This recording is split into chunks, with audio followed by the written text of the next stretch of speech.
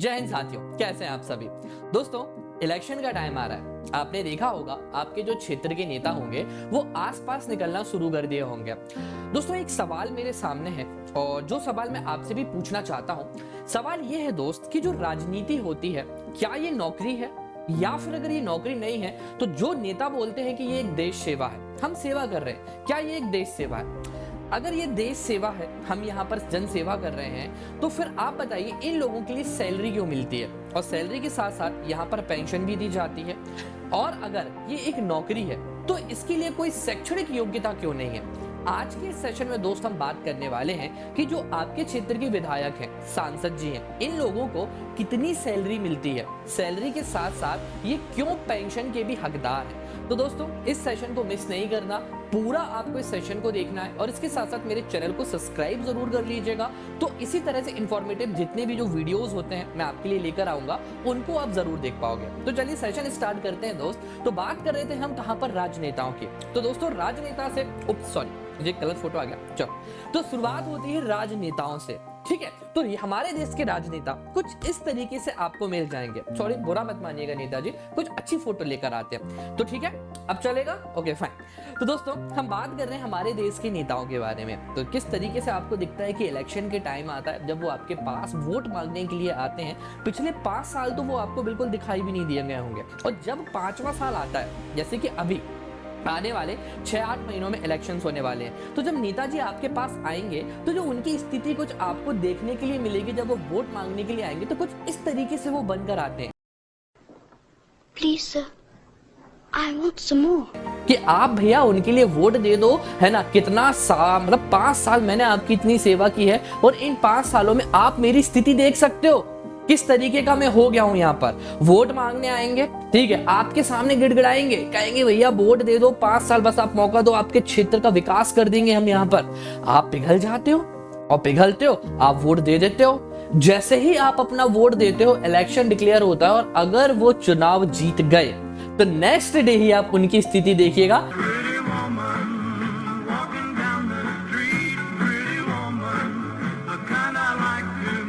बस फिर क्या, हमने स्थिति देखी कि भैया वोट मांगने जब आए थे तब तो कुछ अलग तरीके से नजर आ रहे थे, और जैसे ही इलेक्शन हुआ और वो आप चुनाव जीते तो फिर जनता कहीं ना कहीं अपने मन में कुछ इस तरह से सोचना शुरू कर देती है, चूतिया बनाया तुमको। दोस्तों, अब मैं आपको एक बहुत इंपॉर्टेंट डेटा दिखाने वाला हूं जिससे आपको पता चलेगा आपके क्षेत्र के मंत्री, विधायक और सांसद के लिए कितनी सैलरी मिलती है। दोस्तों, हुआ क्या है, बेसिकली अगर देखा जाए तो पिछले 9 सालों में इन्होंने अपनी सैलरी को 4 बार बढ़ाया है। सबसे पहले अगर बात करते हैं 2016 के पहले, तो 2016 के पहले तक विधायकों के लिए जो सैलरी दी जाती थी वो 71,000 रुपए थी। फिर इसको बढ़ाकर उन्होंने 1,10,000 कर लिया। इसके साथ ही आपके क्षेत्र के जो मंत्री हुआ करते थे उनके लिए जो सैलरी दी जाती थी वो 1,20,000 थी, और 1,20,000 से बढ़ाकर अब उनकी सैलरी कितनी हो चुकी है, 1,70,000 रुपए। पैसा ही पैसा होगा। तो दोस्तों, आपने देखा पिछले 9 साल में एक विधायक की तनख्वाह 71,000 से लेकर 1,20,000 रुपए तक, और मंत्री जी अपनी सैलरी को 50,000 रुपए बढ़वा रहे हैं। बट अभी हाल ही में जो एक योजना शुरू की गई है जिसका नाम है लाडली बहना योजना।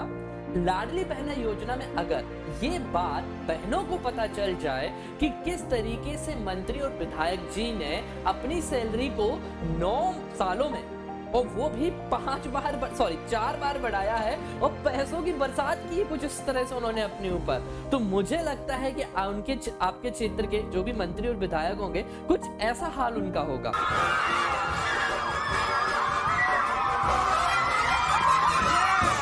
चलिए दोस्तों, तो अब बात करते हैं हम विधायक और सांसद के लिए पेंशन कितनी मिलती है। दोस्तों, आज मैं कोशिश करूंगा कि आपको विधायक और सांसदों का जो पेंशन का गणित है वो बड़े ही आसानी से समझा दूं, आपको बिल्कुल भी कंफ्यूजन नहीं रहेगा, और आज आप समझ जाएंगे कि आपके क्षेत्र के विधायक जी यहाँ पर कितना पैसा कमा रहे हैं, और या फिर जब उनकी विधायकी जाएगी तो कितना पैसा वो घर बैठकर कमाने वाले हैं।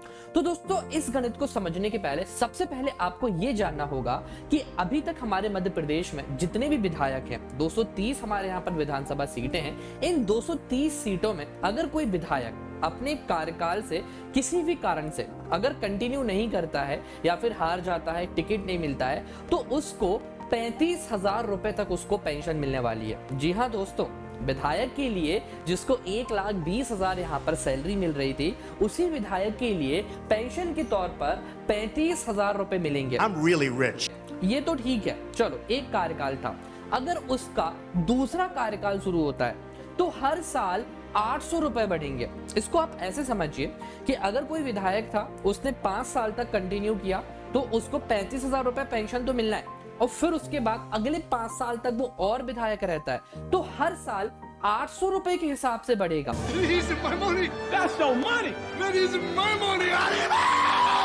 मतलब 5 सालों में उसकी जो पेंशन है वो 4,000 रुपए बढ़ जाएगी। मतलब अगर वो 2 बार विधायक रहा तो उसको पेंशन 39,000 रुपए के आसपास मिलने वाला है। तो देखा आपने किस तरीके से चांदी होगी। 3 बार अगर विधायक रहा, मतलब 15 साल, तो 43,000 रुपए तक उसको दोस्त यहाँ पर पेंशन मिलेगी। ये एक पेंशन का दोस्त यहाँ पर गणित कहता है। चलो ठीक है, माना 15 साल 43,000 रुपए पेंशन मिल रहा है, बट सबसे इंपॉर्टेंट और इंटरेस्टिंग चीज दोस्त अब जो मैं आपको बताने वाला हूँ, मान लीजिए अगर आपके क्षेत्र के विधायक जी विधायक बनने के पहले या तो लोकसभा या राज्यसभा के अगर वो सदस्य रहे हैं, तो उनको दोहरी पेंशन भी मिलेगी। इफ सपोज मान के चलिए अगर वो लोकसभा में सांसद के तौर पर रहे हैं विधायक के पहले, तो उनको 25,000 रुपए पेंशन मिलेगी। और अगर वो सांसद बनने के पहले लोकसभा के पहले राज्यसभा में थे, तो भी दोस्त उनके लिए दोस्त यहाँ पर 28,000 पेंशन मिलेगी। तो अब आप सोच रहे हैं, लोकसभा की पेंशन अलग 25,000, राज्यसभा की 27,000 अलग, और विधायक बनने के बाद अगर उनके लिए अगले कार्यकाल में वो नियुक्त नहीं होते हैं तो 35,000 की पेंशन उनके लिए अलग। मतलब 15 साल में 77,000 रुपए तक की पेंशन का दोस्त यहाँ पर प्रावधान किया गया है। पैसा ही पैसा। More money, more money! Yeah! सभी जगह देखो तो पैसा ही पैसा मिलेगा। चलिए एक उदाहरण के तौर पर मैं आपको एक विधायक जी के बारे में बताता हूँ। तो इनको आप सभी लोग जानते हैं दोस्त, ये हमारे पूर्व वित्त मंत्री भी जी रहे हैं, राघव जी दोस्त यहाँ पर 4 बार सांसद रहे। तो 25,000 रुपए के आसपास जो पेंशन थी वो इनको ये मिलती है। विधायक भी ये 3 बार रहे, तो 3 बार विधायकी के 43,000 रुपए, और हालांकि ये मीसाबंदी भी रहे हैं तो उनको उसकी भी पेंशन मिलती थी। तो टोटल लगभग 1 लाख से ऊपर ये पेंशन लिया करते थे। Here we go. Money talk. तो ये थे राघव जी के अलावा अगर मैं कुछ और विधायकों के बारे में बताऊं, जैसे कि हमारे दमोह से ठीक विधायक और इसके साथ साथ हमारे पूर्व वित्त मंत्री भी जो रहे मलैया जी दोस्त टोटल 7 बार विधायक रहे। तो अब आप सोच सकते हैं मलैया जी को 53,000 रुपए पेंशन मिल रही है। मलैया जी के अलावा एक केडी देशमुख जी भी रहे हैं, उनके लिए दोस्त 90,000 से ज्यादा पेंशन मिलती है। तो अब आप सोच सकते हैं कि इन विधायकों के लिए सैलरी के साथ साथ पेंशन का भी प्रावधान किया गया है। अब बात करेंगे दोस्त यहाँ पर हम कि ये जो पेंशन मिलती है विधायकों के लिए, इसके नियम क्या कहते हैं, क्या नियम है जिस आधार पर पेंशन इनको दिया जाता है। देखो हुआ क्या है, इन नियमों में 2-3 बार सुधार हुआ है। सबसे पहले तो 1990 के पहले कुछ और नियम थे, 1990 के बाद में नियमों में बदलाव किया गया, और हाल ही में 2012 में फिर से बदलाव कर दिया गया। तो चलिए दोस्तों चलते हैं इन नियमों को समझने के लिए। सबसे पहले नियम क्या था जो मुझे बहुत पसंद है 1990 के पहले नियम ये था कि अगर कोई विधायक 5 साल तक विधायक रहता है तो उसको पेंशन का प्रावधान है। अच्छा। अगर उसने 4 साल तक विधायक रहा तो उसको पेंशन नहीं मिलेगी, उसके लिए उसको पहले अपना 5 साल का कार्यकाल पूरा करना पड़ेगा। ठीक है भाई, मान लिया। फिर उसके बाद 1990 के बाद नियम को बदल दिया। नियम बदल के क्या कर दिया कि अगर किसी विधायक ने 6 महीने का भी कार्यकाल पूरा किया है, मतलब कोई विधायक अगर 6 महीने तक भी विधायक रहता है, उसके बाद विधायकी भले ही चली जाए, तो फिर दोस्त उसको तो भी 35,000 पेंशन उसको मिली। अरे मुझे चक्कर आने लग गया अब। देख रहे हैं आप, चलो यहाँ तक तो चलो फिर भी ठीक था। सरकार और नहीं मानी। सरकार ने 2012 में एक और संशोधन कर दिया कि अगर किसी विधायक को सर्टिफिकेट मिल जाए, जो कि चुनाव जीतने के बाद कलेक्टर साहब 2-3 दिन में इशू कर देते हैं, तो उसी दिन से उसकी पेंशन चालू हो जाएगी। Great job. मतलब भले ही वो 3 दिन 4 दिन का भी विधायक क्यों ना रहा हो, जब तक वो जिंदा रहेगा तब तक उसको 35,000 पेंशन मिलेगी और इसके साथ साथ उसकी फैमिली को भी दोस्त यहाँ पर पेंशन दी जाएगी अगर वो नहीं रहते हैं तो। ये दोस्त प्रावधान किया गया।